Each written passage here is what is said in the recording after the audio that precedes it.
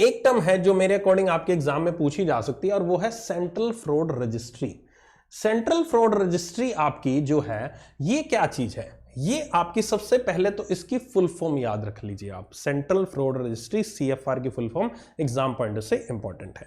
दूसरी चीज ये आखिरकार है क्या, सेंट्रल फ्रॉड रजिस्ट्री एक तरह की वेबसाइट है जो कि रिजर्व बैंक ऑफ इंडिया के द्वारा ही दी गई है। इस वेबसाइट पे आपके सभी के जितनी भी बैंक की ब्रांचेस हैं उन सबको उनका एक यूजर आईडी पासवर्ड दिया जाता है।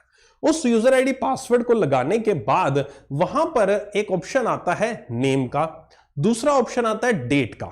ठीक है, दो ऑप्शंस आते हैं उसमें अगर आपको मान लीजिए कोई आप लोन दे रहे हैं फला कंपनी को, ABC कंपनी को आपने लोन देने की, आपके पास आई ABC कंपनी और आपको कहा कि मुझे लोन दे दीजिए। ठीक है, अब यहां पर ABC कंपनी ने पहले कहीं से लोन लिया हुआ है, उसके बारे में आप कहां से पता कर सकते हैं, उसके बारे में आप उसकी क्रेडिट हिस्ट्री निकाल सकते हैं, क्रेडिट इंफॉर्मेशन रिपोर्ट निकाल सकते हैं CIR के फॉर्म में, जो कि इंडिया में 4 कंपनीज निकालती हैं। मैं ऑलरेडी बता चुका हूं, that is the CIBIL, Cliff, High Mark है, इक्विफैक्स है। ओके, सो ये कंपनीज आपकी यहां पर क्रेडिट इंफॉर्मेशन रिपोर्ट यहां पर निकालती हैं, जिसमें आपको कितना भी लोन जिस बैंक से लिया हो, किसी भी पर्सन ने, चाहे वो इंडिविजुअल है चाहे वो ऑर्गेनाइजेशन है, उसकी आपको हिस्ट्री पता लग जाती है।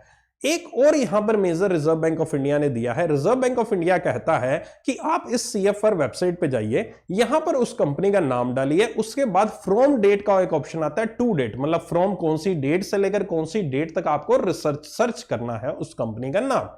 अगर उस कंपनी का नाम ABC कंपनी, अगर आप जो भी नाम लिखते हैं और डेट कोई भी डाल दीजिए रैंडम पिछले 50 साल पहले की और एज ऑन डेट की, तो उस दौरान अगर उस कंपनी ने किसी भी तरह का फ्रॉड किया है किसी भी बैंक या किसी भी फाइनेंशियल इंस्टीट्यूशन से, तो वो वहां पर डिस्प्ले हो जाता है। तो आपको एक यहां पर मेजर है, एक आपको पता लग जाता है कि इस कंपनी ने फ्रॉड किया, इस कंपनी ने, इस नाम के पर्सन ने फ्रॉड किया हुआ है या नहीं किया, तो आप एक बच सकते हो उस पर्सन को फर्दर लोन देने से। ठीक है, ये चीज आपकी करता है CFR।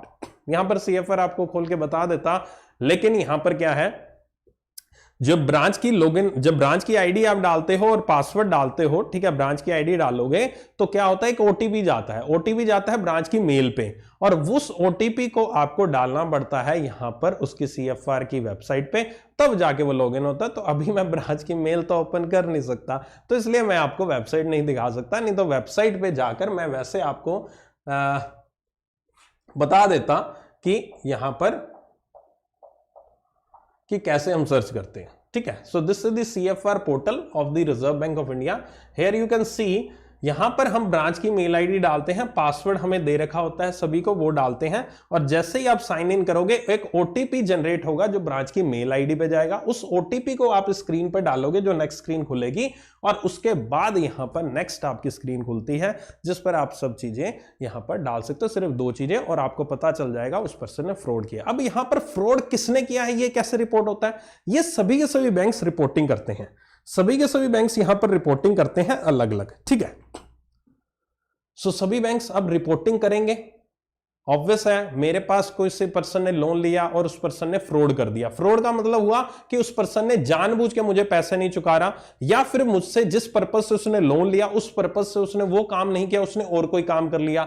मेरे पैसे को, मेरे बैंक से मेरे से पैसे को लेकर मुझे तो बताया था मैं भाई साहब हाउस बनाऊंगा, मैं घर बनाऊंगा, मैं कार लूंगा, बट उसने ना ही कार खरीदी ना घर बनाया, उसने उस पैसे को कहीं और प्रॉपर्टी में इन्वेस्ट कर दिया, कुछ भी ABC XYZ, तो वो चीज आपकी फ्रॉड कैटेगरी में आती है। अब बैंक को यह चीज पता चल गई, मैं एज अ बैंक को यह चीज पता चल गई, तो बैंक क्या करता है, बैंक उस लोन को फ्रॉड डिक्लेयर कर देता है कि हाँ भाई इसने धोखेबाजी की, इसने फ्रॉड किया। ठीक है, और वो फ्रॉड लोन जो है वो रिजर्व बैंक ऑफ इंडिया के पास सभी के सभी बैंक्स रिपोर्ट करते हैं, सभी के सभी banks reserve Bank of India को रिपोर्ट करते हैं कि ये हमारे पास लिस्ट है, इन लोगों ने फ्रॉड किया, और रिजर्व बैंक ऑफ इंडिया उस फ्रॉड की लिस्ट के जो लोग हैं, जो ऑर्गेनाइजेशन है, उनको इस वेबसाइट पे अपडेट कर देता है, और इस वेबसाइट पे फर्दर वो पर्सन कहीं और से लोन लेने जाता है तो उसका नाम पहले ही डिस्प्ले हो जाता है। फॉर एग्जाम्पल आपको एक बहुत बड़े एक नाम बताता हूं जो सबने सुना है, विजय माल्या का नाम आपने सबने सुना है। तो अगर आप CFR की साइट पर जब आप लॉगिन करोगे, जब बैंक में जाओगे, उसके बाद सीएफआर की वेबसाइट पे लॉगिन करके वहां पर विजय माल्या लिखना या फिर किंगफिशर लिखना, ठीक है, तो वो वहां पर दिखा देगा कि किंगफिशर विजय माल्या ने इतने इतने करोड़ का यहां पर फ्रॉड किया है, इस बैंक से किया, पूरी डिटेल आ जाएगी उसकी। तो मैंने जस्ट एक एग्जांपल बताया है। इस तरह से बहुत सारे अकाउंट होते हैं। विजय माल्या एक बहुत सब में नाम उसका पता है, तो इसलिए उस चीज को इजिली आप सर्च कर सकते हो। आपको बाकी किसी का नाम पता नहीं होगा तो डिस्प्ले रिजल्ट आपको नहीं देखेगा, ठीक है। तो ये चीज हुई सीएफआर की। अब यहां पर इसी चीज के लिए पेनल्टी लगाएगी पंजाब नेशनल बैंक पे कि कुछ ऐसे अकाउंट होंगे जो कि रिजर्व बैंक ऑफ इंडिया ने बाद में इंस्पेक्शन किया, रिजर्व बैंक ऑफ इंडिया ने वहां पर उनका मुआयना किया, या फिर ऑडिट इंस्पेक्शन होती है रिजर्व बैंक ऑफ इंडिया की, वहां पर गया और वहां पर उसको पता चला ये तो अकाउंट फ्रॉड है, ठीक है। आपने हमें रिपोर्ट क्यों नहीं किया? Reserve Bank of India obvious कहेगा कि जब हमने मैकेनिज्म दिया है आपको, ये कहा है कि कोई अकाउंट रिपोर्ट आपको फ्रॉड करना है, हमें बताना है, तो आपने क्यों नहीं किया?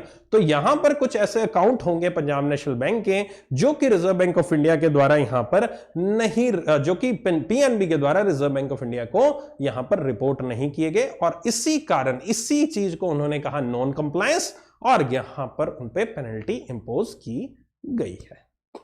यह पूरा का पूरा यहां पर सिनेरियो हुआ जिस वजह से पेनल्टी लगाई गई है। यह आपका फ्रॉड रिलेटेड आपका सर्कुलर में। जरूरी नहीं है कि फ्रॉड रिलेटेड जो मैंने बताया यही चीज हो, इसके अलावा यार बहुत सारी चीजें हैं, बहुत सारी, मतलब देखो मंथली सर्टिफिकेट जाएगा mentioning the short copy of the all FMR fraud monitoring return. Fraud monitoring return, इस नाम से क्या समझते हो? रिटर्न का मतलब यहां पर कोई वो नहीं है आपको चीज वापस मिलती है। रिटर्न का मतलब होता है कि आप कोई फॉर्मेट है उसको भर के देते हो। रिटर्न आप अकाउंटिंग टर्म्स में या फिर आप बैंकिंग टर्म्स में हम जानते हैं कि फॉर्मेट को कहते हैं, आप उस फॉर्मेट को फिल करके देते हैं, उसको रिटर्न कहते हैं। दैट इज फ्रॉड की मॉनिटरिंग करना, उसकी एक फॉर्मेट है, वो भरकर आपको भेजना पड़ता है, ठीक है। ये चीज आपकी हुई यहां पर रिजर्व बैंक ऑफ इंडिया के फ्रॉड रिलेटेड जो सर्कुलर है उससे रिलेटेड, ठीक है।